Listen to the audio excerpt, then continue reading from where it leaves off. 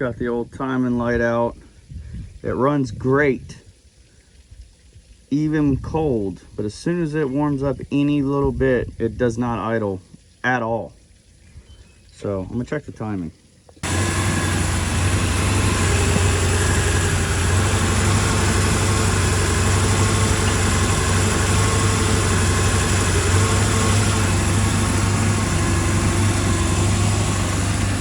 It's at 35 degrees. Knock the idle down.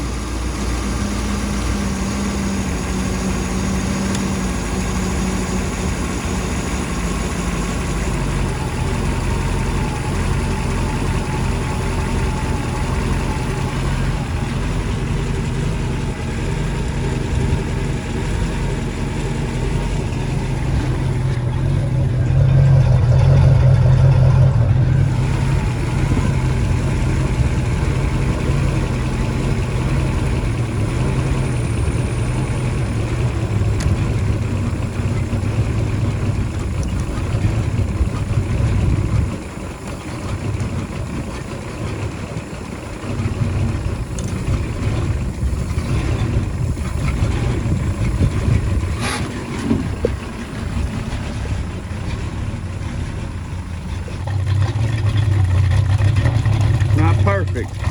All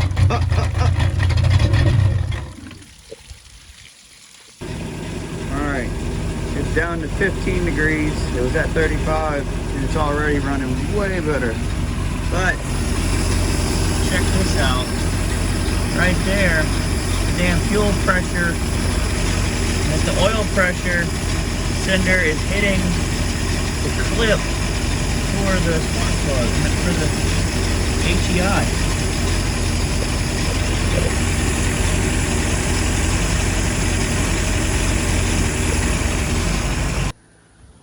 Alright, so I loosened the bolt to get it to pop over the oil sender.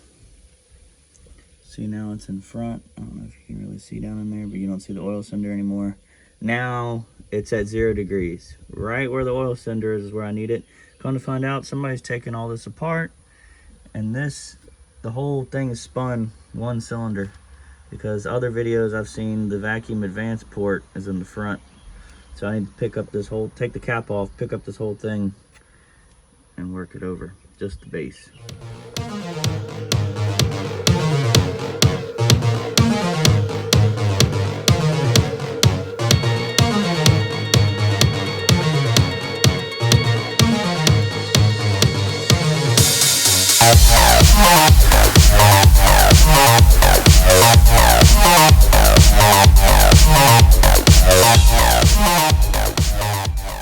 Cap picked up, moved over, so I had to move all the spark plug wires one. Hopefully I did it in the right direction, not the wrong direction, but we'll see in a second. If not, I'll just start from scratch. All right, it's a little lazy. It's a little lazy right now. I'm gonna clean it up.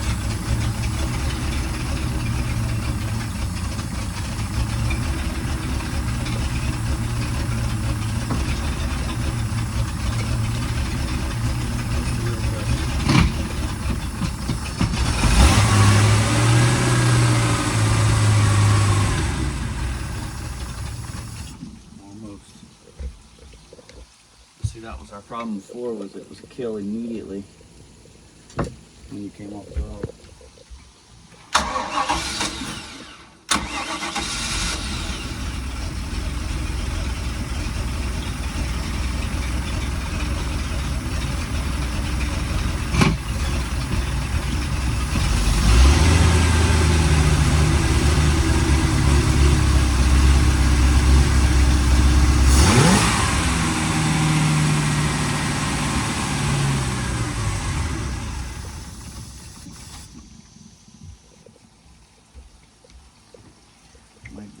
adjustments at this point.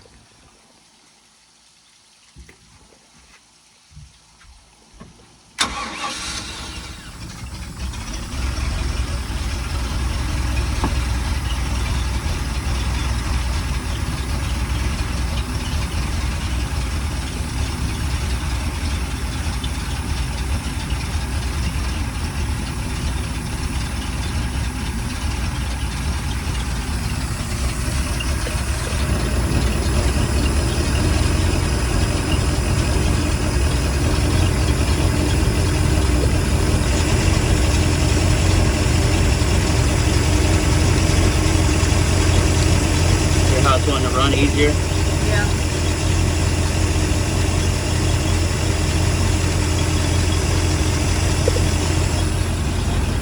Back down, right? Supposed to use a vacuum gauge, but not that one.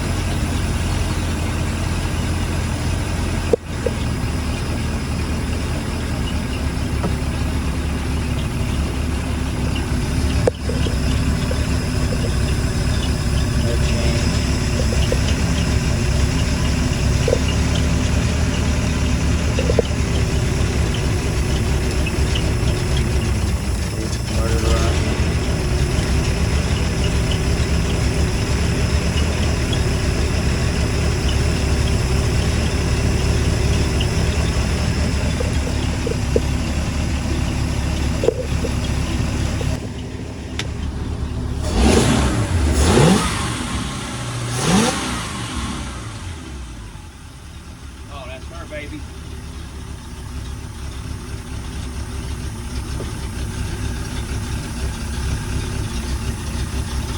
Looks really good.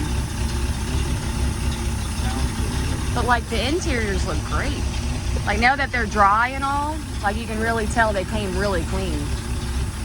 I guess it was still wet. That water still made it look kind of dingy, you know? I gotta just right now that I got it running right. I didn't want to build all this and have to climb on top to get it running right.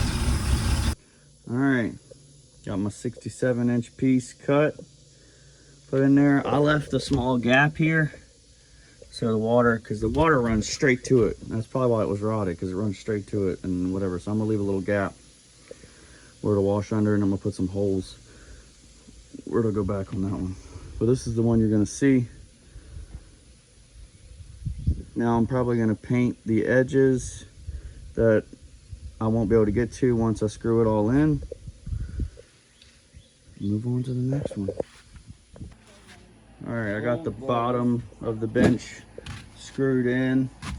We are making the template for the back.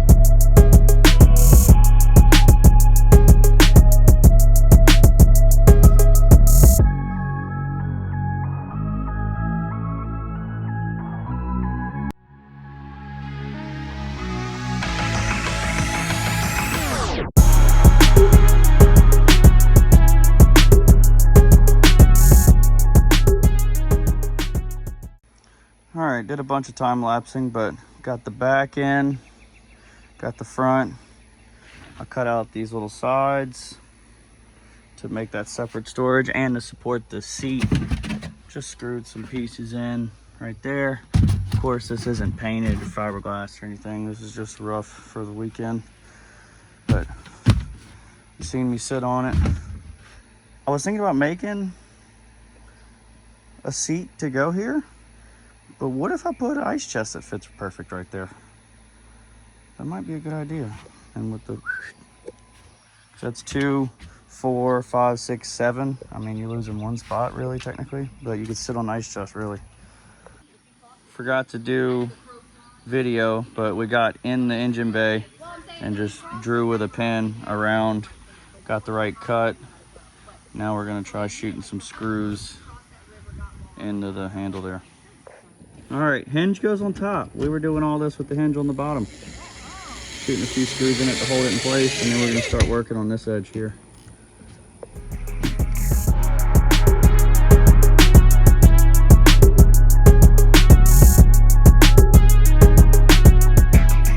All right, got the supports that come up. Now I'm about to put the faceplate on. We put the faceplate on, made a mark around the edge, popped the line. I'm gonna cut that off and put the plate on. It should be pretty well good.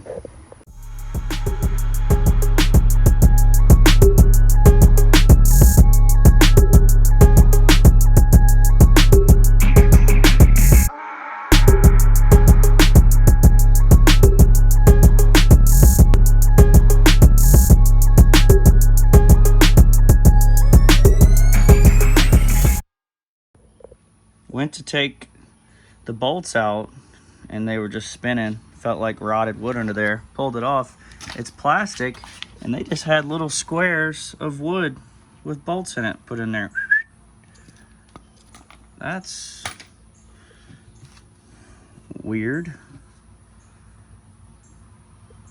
All right, well. All right, I got new pieces of wood in here like they had.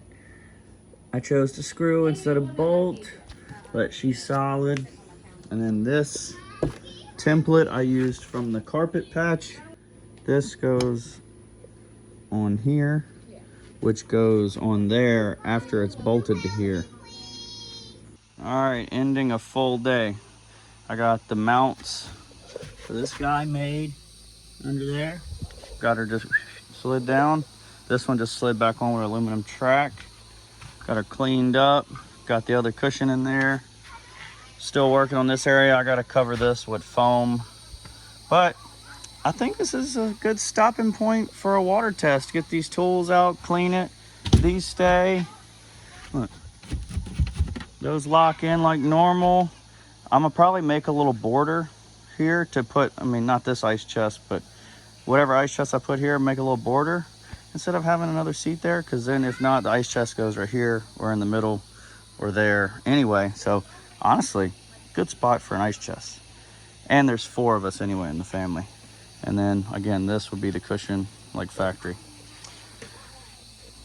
If you're still watching by this point, I greatly appreciate it. This has been reviving a what would be junked Bayliner. Came out pretty good. Like I said, all we have left to do is cushions on that, and that's one day right there. That's just one day, just all the building of that.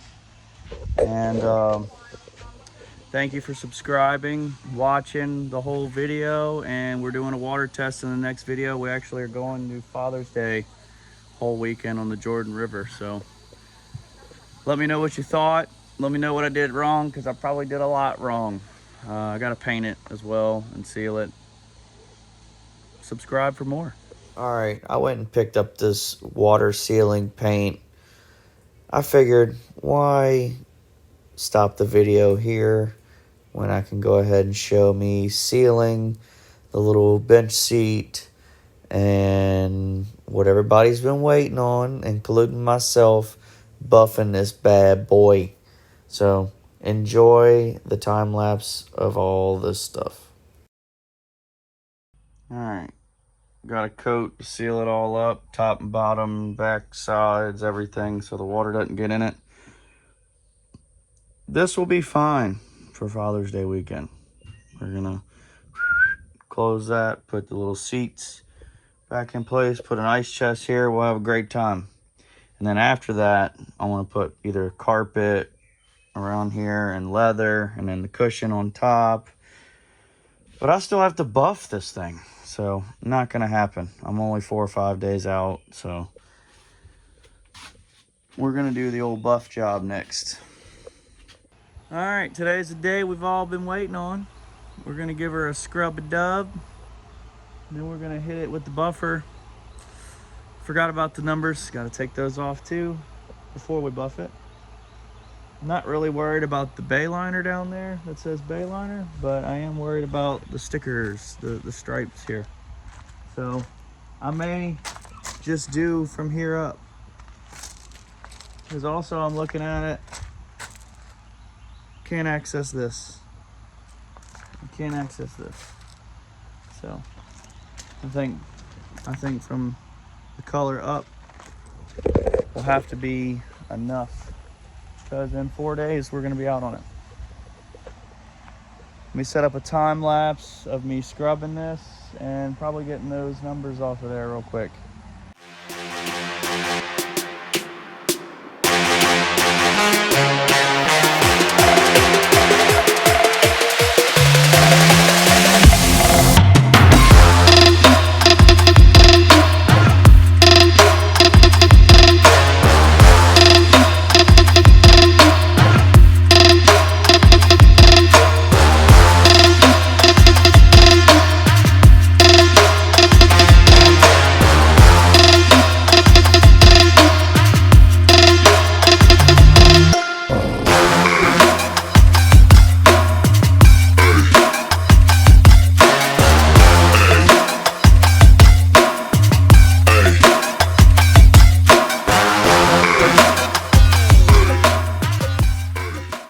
I'm dying from the heat already, even though I just cleaned it and that's it. I haven't even got to buffing, but I already see it's not cotton candy pink anymore.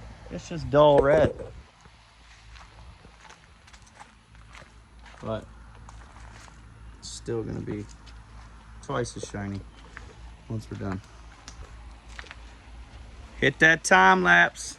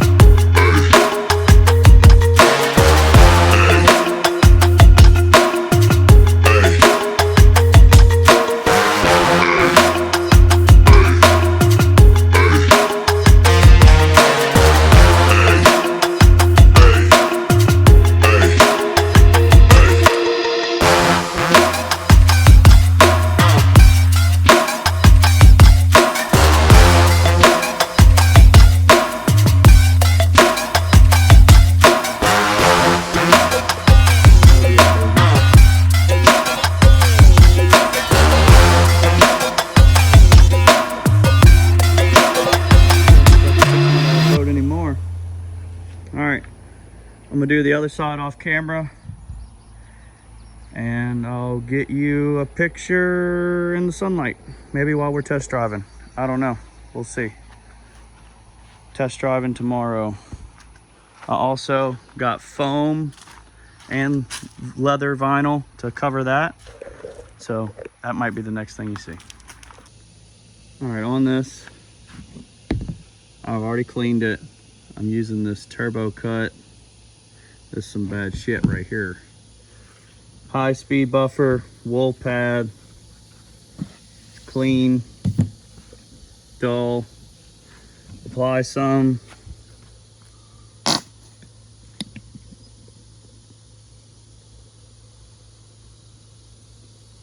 That's too much because I'm using one hand. But before you gas it, pat it around so it don't sling.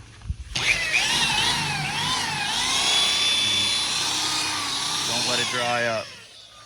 I gotta clean the pad because it's coming off the pink there. I'm at pink from the red, but you get the point.